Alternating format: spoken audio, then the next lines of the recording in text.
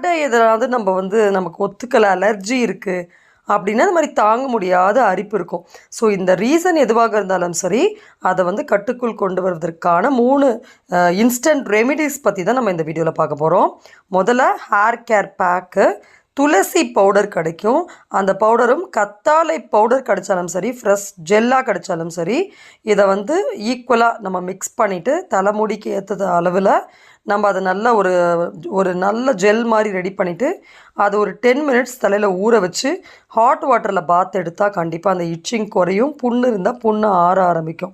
ஒரு அரை மணி நேரம் வரைக்கும் ஊற வைக்கலாம். அடுத்து itching relief oil, red onion oil, இது உங்களுக்கு ஆன்லைனில் கிடைக்கும். இல்லை வீட்டில் நீங்கள் நல்லெண்ணெயை கொதிக்க வச்சு அதில் சிகப்பு வெங்காயத்தை தோலோடு போடுங்க. போட்டு அந்த எக்ஸ்ட்ராக்ட் இறங்கினோன்னே அதில் ஒரு கிராம்பு போட்டு வடிகட்டி வச்சுட்டு அதை தினமும் யூஸ் பண்ணுங்கள். கெடாமல் இருக்கிறதுக்காக தான் அந்த கிராம்பு ஒன்று நம்ம போடுறோம்.